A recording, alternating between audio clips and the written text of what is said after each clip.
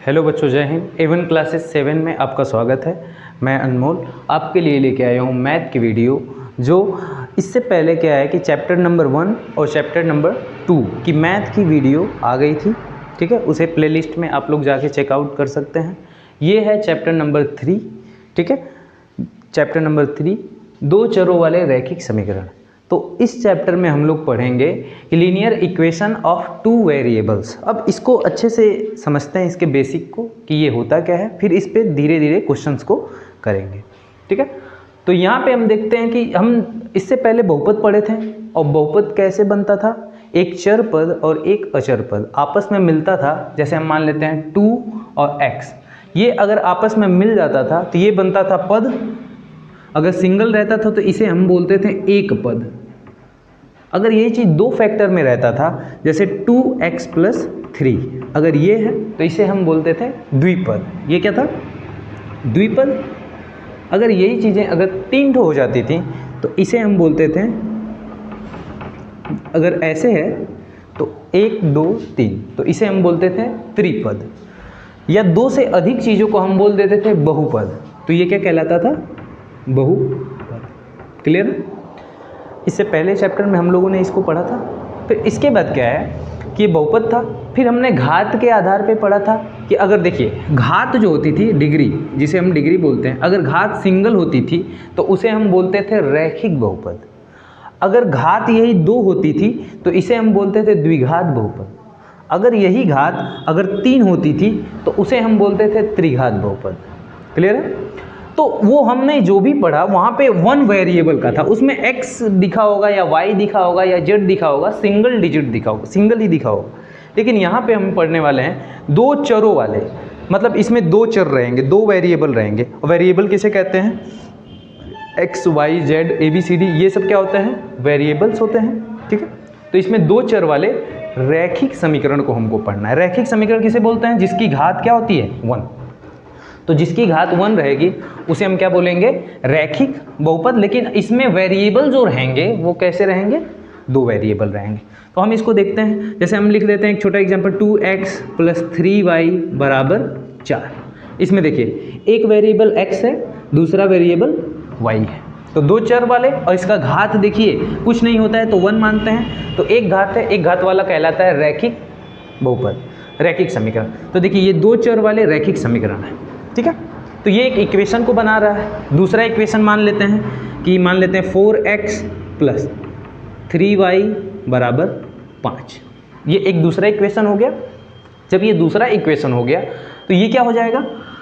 ये भी क्या है? दो चर है यहाँ पे, एक चर और दो चर। तो यह एक क्या है? रैखिक समीकरण है। तो दो चरों वाले रैखिक समीकरण, इसी टाइप के इक्वेशन को हमको इस चैप्टर में क्या करना है? पढ़ना है। ये जो इक्वेशन होता है ना, ये एक लाइन को दिखाता है।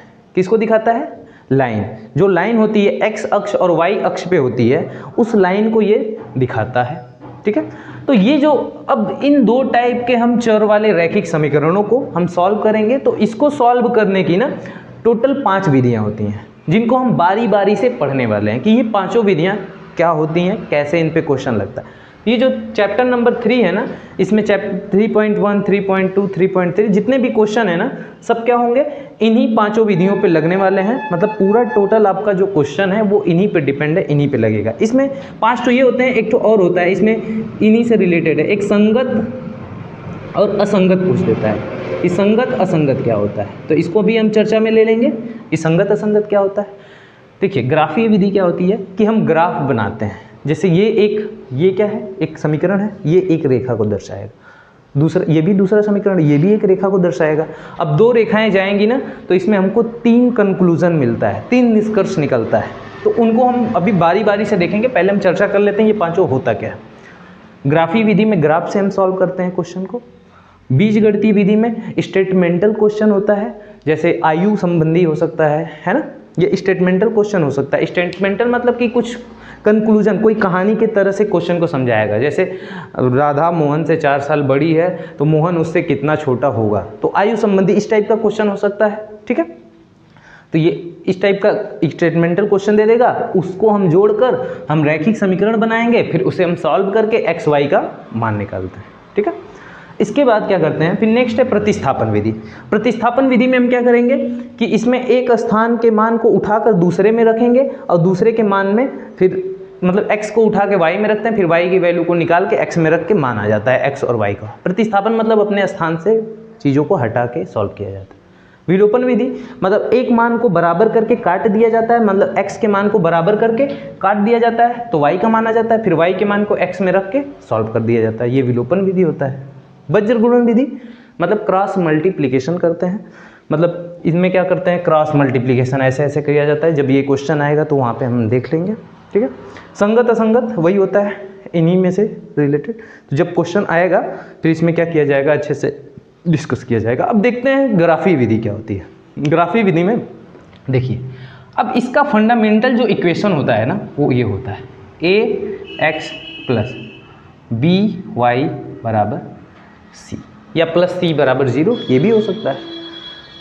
ये इसका फंडामेंटल इक्वेशन होता है। तो देखिए x के साथ जो गुणा होता है उसे हम बोलते हैं a, या बोल सकते हैं x का गुणांक a है, y का गुणांक b है और c क्या है वास्तविक संख्या होती है, अंक होता है।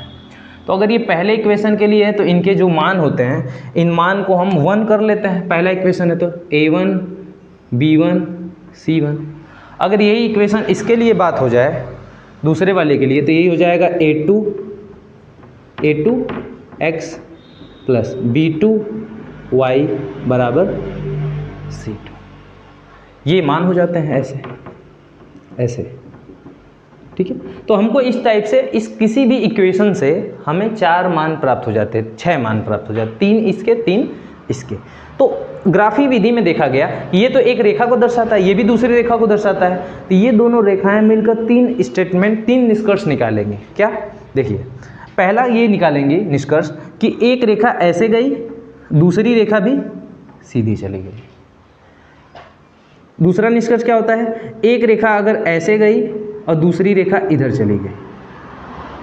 और तीसरा निष्कर्ष क्या निकला, एक रेखा ऐसे गई और नेक्स्ट रेखा भी इसी पे ऐसे चली गई। तो इसे बोलते हैं समांतर रेखा। इसे क्या बोलेंगे, समांतर रेखा। इसे बोलेंगे प्रतिच्छेद रेखा। ये दोनों एक दूसरे को काट दी हैं तो इसे बोलेंगे प्रतिच्छेद रेखा। और इसे बोलेंगे समांतर रेखा, प्रतिच्छेद रेखा, समपाती रेखा। मतलब एक ही पे जा रही हैं तो दोनों ये क्या हो जाएंगे, समपाती रेखा। क्लियर है। ये तीनों निष्कर्ष हमें यहाँ पे क्या होंगे, प्राप्त होंगे। अब एक चीज़ क्या होता है कि देखिए, एक रेखा दूसरी रेखा सीधी चली गई तो एक दूसरे को नहीं काटेंगी, और जब ये रेखाएं एक दूसरे को जहाँ पे काटती हैं तब हमको निष्कर्ष प्राप्त होता है ना। तो देखिए ये दोनों एक दूसरे को नहीं काट रही हैं तो ये कभी मिलेंगी ही नहीं, और जब कभी नहीं मिलेंगी तो इसका हल भी नहीं प्राप्त होगा। तो इसे लिखेंगे अद्वितीय रूप से इसका कोई हल नहीं निकलेगा। तो ये क्या हो जाएगा, ये जब आएगा समांतर रेखा तो इसमें लिखेंगे कोई हल नहीं।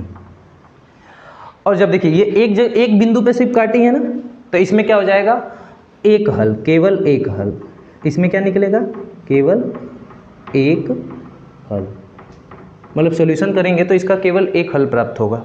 और समपाती रेखा देखिए एक ही पे दूसरी भी गई है ना तो अनेक बिंदुओं पे काटती हुई जाएगी, अनेक बिंदुओं से, तो इसमें हो जाएगा अपरिमित रूप से अनेक हल इस पे निकलेंगे। तो इस पे देखिए बहुत बिंदु मिल रहा है तो अनेक हल, इसमें एक बिंदु मिल रहा है तो एक हल, इस पे कोई बिंदु नहीं मिल रहा है तो कोई हल नहीं। तो ये हो जाएगा अपरिमित रूप से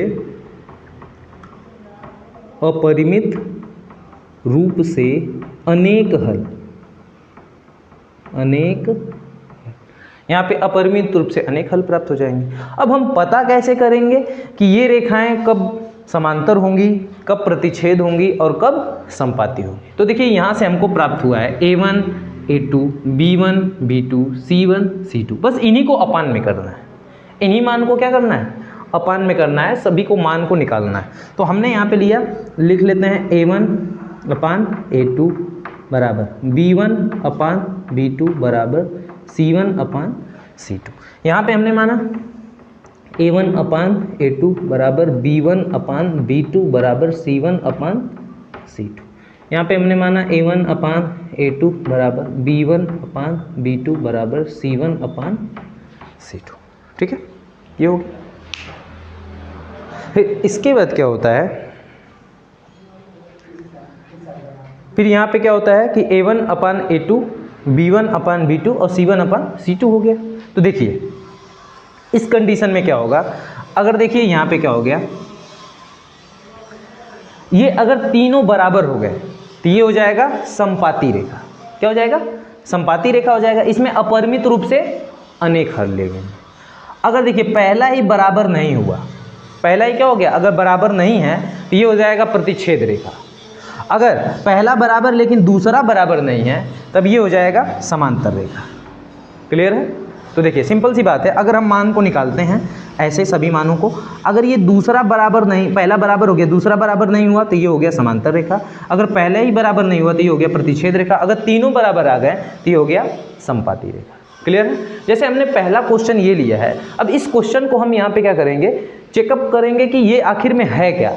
ये जो समीकरण है ये भी तो कुछ बताएगा ही। तो इस समीकरण को हम चेक करते हैं कि ये कौन सी रेखा को फॉलो करता है और फिर उसका ग्राफ बनाएंगे। ऐसे हम ग्राफ वाले क्वेश्चन को आराम से कर लेंगे। तो देखिए इसमें क्या करेंगे, A1/A2 बराबर B1/B2 बराबर C1/C2। तो A1/A2 कितना है, 2/4। देखिए 2/4 बराबर B1/B2 कितना है, देखिए B1 का मान 3 और B2 का मान 3, तो ये हो जाएगा 3/3 बराबर C1/C2। देखिए 4/5। अब देखिए ये 2 से अगर कटेगा तो 2 1 कम 2, 2 दूना 4, ये कटेगा 3 1 कम 3, 1/1।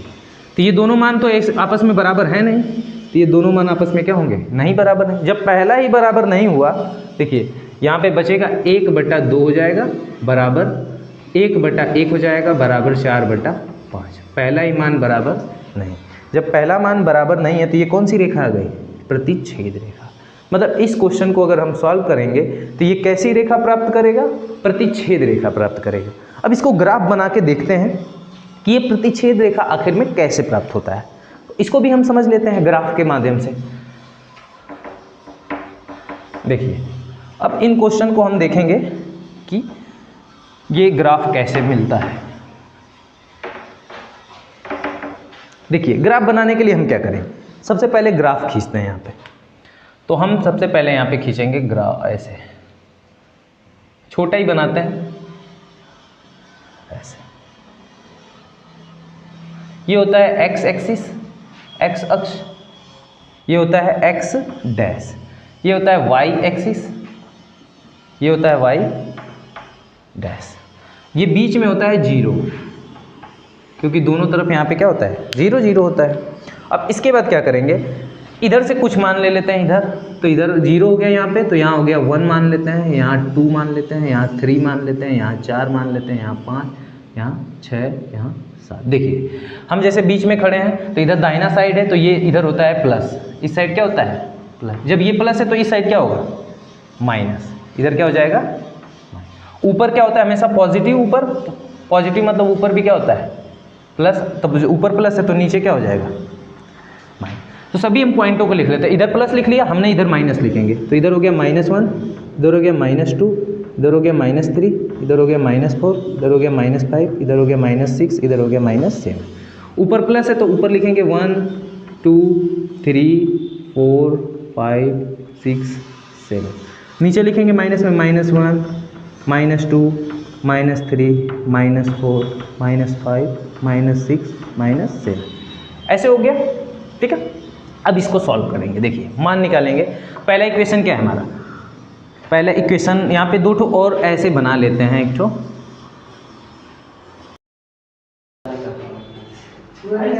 ठीक है। अगला क्वेश्चन देखते हैं।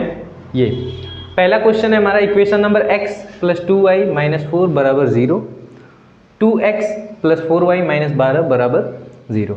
ये हमारा क्या है, 2 इक्वेशन है। अब इसको ग्राफीय विधि पे हमको प्रदर्शित करना है, तो इसको ध्यान से देखिएगा और अच्छे से समझिएगा कि ये क्या है, कैसे मेथड यूज करना है।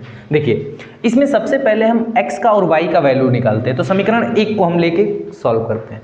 समीकरण 1 को लेंगे तो सबसे पहले अगर हम क्या करें कि x = 0 मान लें, तो देखिए क्या होगा, x बराबर अगर हम 0 रखेंगे तो देखिए x की जगह हमने क्या कर रखा 0 + 2y -4 बराबर 0। अब देखिए 2y यहाँ होगा, ये तो 0 हो गया, -4 उधर जाएगा तो +4 हो जाएगा, +4, और y यहाँ अकेला रहेगा तो हो जाएगा 4/2, कटेगा तो कितना आ जाएगा 2।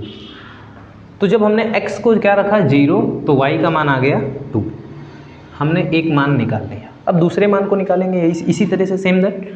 देखिए दूसरा मान इसी में निकालेंगे, तो अगर हम y को 0 मान लें तो x बराबर कुछ आएगा मान, तो y बराबर अगर हम 0 मान लेते हैं तो देखिए क्या आएगा, x + 2 × y की जगह हमने 0 माना है, -4 बराबर 0, तो ये तो पूरा 0 हो गया, तो x बराबर -4 उधर जाएगा तो +4। तो जब हमने x को क्या माना, y को हमने 0 माना, तो x का मान कितना आ गया 4। ये हमारा एक मान समीकरण 1 से आ गया। अब हम ऐसे ही समीकरण 2 से निकालेंगे। अब हम लेते हैं समीकरण 2। समीकरण 2 से ये लिखेंगे 2x + 4y - 12 बराबर 0, ये हो गया। अब इससे मान को निकालेंगे तो देखिए क्या होगा, यहाँ पे भी क्या करेंगे, x बराबर अगर 0 मानते हैं तो देखिए 2 × x की जगह 0 + 4y, और -12 उधर जाएगा तो +12, तो ये तो पूरा 0 हो गया। y बराबर आ जाएगा 4 से भाग हो जाएगा 12 में, 12/4 कितना आ जाएगा 3 मान आ जाएगा, ठीक है 3 आ गया। ऐसे ही एक मान और निकालेंगे यहाँ पे, देखिए अब हम y को 0 मान लेते हैं, y बराबर अगर 0 मानेंगे तो देखिए क्या होगा, 2x + 4 × y की जगह 0 - 12 उधर जाएगा तो +12 हो जाएगा, ये पूरा 0, तो x बराबर ये 2 से भाग हो जाएगा 12/2 बराबर 6। क्लियर है। तो हमने पहली कंडीशन में जब x को क्या माना, ये समीकरण 2 है, ये समीकरण 1, x को हमने क्या माना 0, तो y बराबर आ गया 3, और जब हमने y को माना 0 तो x बराबर आ गया 6, ठीक है। अब इसी तरह से अब हम इस ग्राफ को क्या करेंगे, रिप्रेजेंट करेंगे, ठीक है। अब ग्राफ को रिप्रेजेंट करेंगे तो देखिए हमको कैसी रेखाएं ये प्राप्त होती हैं। तो हम क्या करेंगे, पहले इक्वेशन से लेंगे, पहला इक्वेशन, तो x पे 0 चलना है, तो x अक्ष ये है, ये x डैश है, ये y अक्ष है, y एक्सिस, और ये y dash. Is that clear. अब यहाँ पे क्या करेंगे, तो x 0 है तो x पे 0, ये तो 0 होता है, मूल बिंदु होता है 0 और 0 0 है, और y कितना है 2, तो y ऊपर देखो +2 है, तो यहाँ पे हमने ट्रिक किया और यहाँ पे ट्रिक किया, ये पहले पॉइंट आ गया। दूसरा पॉइंट x पे 4 है, तो x देखिए +4 है, तो x पे 4, और y पे कितना है 0, y पे 0, मतलब हमको एक ये रेखा मिल गई, ध्यान से देखिएगा, ये रेखा मिल गई। तो हम इसको क्या करेंगे, ऐसे ऐसे इसको बढ़ा देंगे, ऐसे, ये एक रेखा हो गई, ठीक है। इस रेखा का हमने नाम लिखा, पहला इक्वेशन से मिला है, तो इस रेखा का नाम है x + 2y - 4 बराबर 0, ये एक रेखा हो गई ऐसे। अब दूसरी रेखा पे निकालते हैं दूसरे इक्वेशन से, देखिए x पे 0 जाना है, तो x तो यही है, x पे 0, y पे कितना है 3, y पे 3, देखिए y + 3 है तो ऊपर यहाँ आएंगे, y पे 3, ये एक पॉइंट मिल गया। देखिए फिर x पे 6 जाना है, तो x देखिए यही है, x पे 6 और y पे 0, मतलब ये, मतलब 2 पॉइंट ये मिल गया। अब हमको यहाँ से आना है ऐसे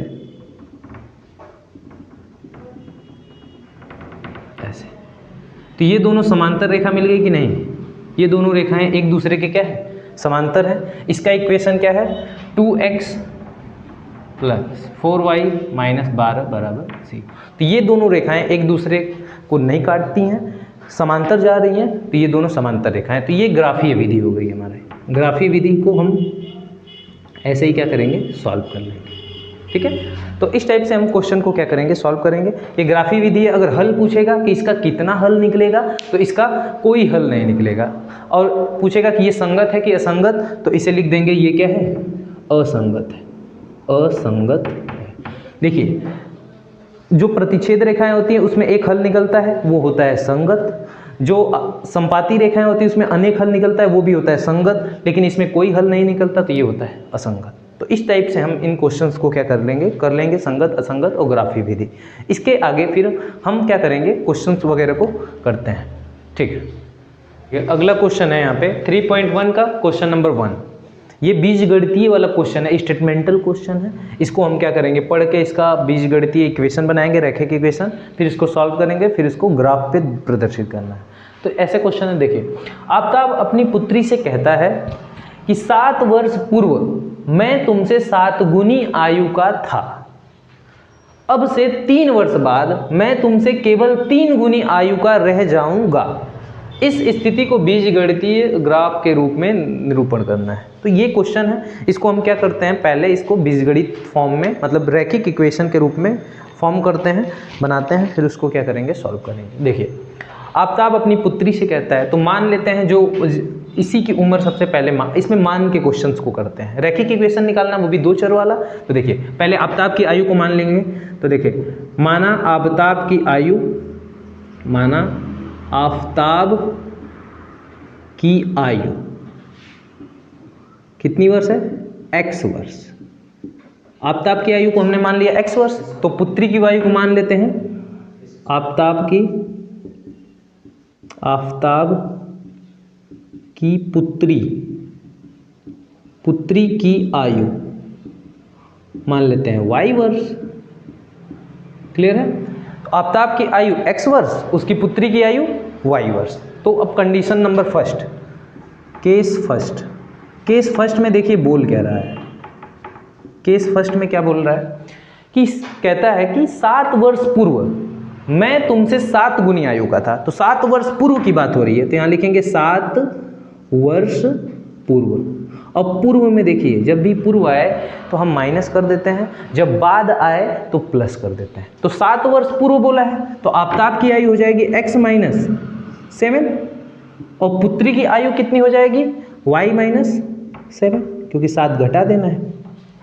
तो आफ्ताब इसकी कितना गुना था, 7 गुना था, तो पुत्री से कितना गुना हो जाएगा, 7 गुना हो जाएगा। अब इसको सॉल्व कर देंगे तो हो जाएगा x minus 7 is equal to 7y minus 7 49, ये हो जाएगा।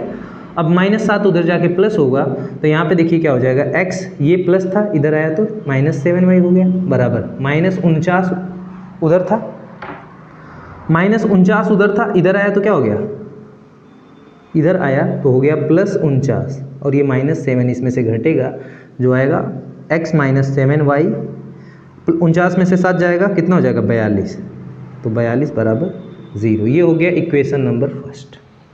ठीक है, अब देखते हैं इक्वेशन नंबर सेकंड। अब दूसरी कंडीशन देखते हैं, केस सेकंड।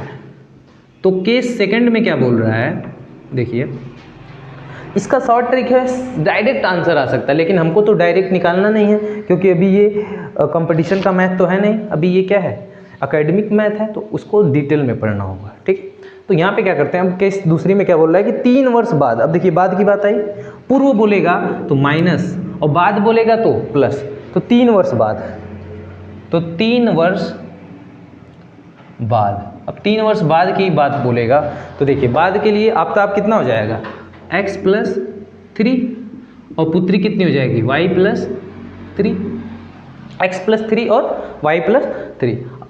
मैं तुमसे केवल 3 गुनी आयु का रह जाऊंगा, तो इससे कितना गुनी का हो रहा है, 3 गुनी आयु का रह रहा है। तो अब देखिए यहाँ पे x plus 3 is equal to 3y plus 3 3 9, तो x प्लस ये 3y है, इधर आया तो कितना हो गया, इधर आया तो हो गया -3y और ये 3 उसमें से घटा तो कितना हो गया, 6 हो गया, और इसको इधर लाएंगे तो x minus 3y minus 6 is equal to 0। ये इक्वेशन नंबर सेकेंड। तो इस तरह से हम 2 रैखिक समीकरण निकाल लिए हैं। अब इसको हम x का और y का मान निकाल के हम क्या करेंगे, ग्राफीय विधि के रूप में क्या करेंगे, इसको प्राप्त करेंगे। तो सबसे पहले इसको सॉल्व भी कर लेते हैं कि आफ्ताब की उम्र कितनी है, उसकी पुत्री की उम्र कितनी है। ठीक है, तो हम यहाँ पे क्या करेंगे, दोनों इक्वेशन को विलोपन विधि से सॉल्व करते हैं, फटाक से सॉल्व हो जाएगा। तो इक्वेशन फर्स्ट एंड सेकंड से यहाँ लिख देते हैं, एक समीकरण 1 तथा 2 से, 1 तथा 2 से, 1 तथा 2 से देखिए क्या करेंगे। तो पहला इक्वेशन यहाँ पे है x माइनस 7y प्लस 42 बराबर 0, दूसरा है x माइनस 3y माइनस 6 बराबर 0, ये दूसरा समय। अब देखिए यहाँ पे चिन्ह बदल देंगे, तो ये चिन्ह जैसे ही बदलेंगे यहाँ पे क्या हो जाएगा, ये माइनस है तो प्लस, ये माइनस है तो प्लस, ये बस ऐसे, ये कट गया प्लस माइनस, यहाँ पे बचा क्या, ये प्लस, 7 में से 3 जाएगा, कितना हो जाएगा, -4y, 42 और 6 कितना हो जाएगा, 48, प्लस 48 बराबर 0। तो 4y बराबर 48 उधर गया तो माइनस 48, माइनस से माइनस कट गया और y बराबर आ जाएगा 48/4। 4 से काटेंगे, 4 एकम 4, 4 दूना 8। तो y का मान कितना आ गया 12। अब x का मान निकालना है तो किसी समीकरण में रख के निकाल सकते हैं x के वैल्यू को, तो इसी वाले में निकाल लेते हैं, इसी वाले में रख के। तो x माइनस 7 इंटू वाई की जगह कितना रखेंगे 12 प्लस 42 इज इक्वल टू 0। अब देखिए x 12 सत्ते 84 प्लस 42 बराबर 0। तो x 84 में से 42 जाएगा तो देखिए 4 में से 2 जाएगा 2, 8 में से 4 जाएगा 4, ये माइनस है, माइनस बराबर 0। तो x बराबर माइनस 42 उधर जाएगा तो प्लस 42। इसका मतलब आफ्ताब कितने वर्ष का हुआ 42 वर्ष का, और वो अपनी पुत्री से 7 गुना था, तो पुत्री कितनी थी, पुत्री कितनी हो गई, ये हो गई 12 वर्ष की। ठीक है, तो इस टाइप से हम क्या करेंगे, इस क्वेश्चन को सॉल्व कर लेंगे। ठीक है, 4 में से 2 गया 2, 8 में से 4 गया 4। ठीक है, तो x का वैल्यू 42 और y का वैल्यू कितना था 12। तो इस टाइप से हम क्वेश्चंस को क्या करेंगे, सॉल्व कर लेंगे। फिर इसे जैसे मैं पिछले प्रीवियस में बताया था कि ग्राफीय विधि से सॉल्व करते हैं, फिर इसको ग्राफ बना लेना होगा। इस टाइप से हम क्वेश्चन को कर लेंगे। अब हम मिलेंगे नेक्स्ट वीडियो में, और जितने भी इसके क्वेश्चन है ग्राफीय विधि या जो भी विधि, उसको हम सॉल्व करेंगे। तब तक के लिए आप लोग बने रहें यहाँ पे चैनल पे। ठीक है, तब तक के लिए जय हिंद।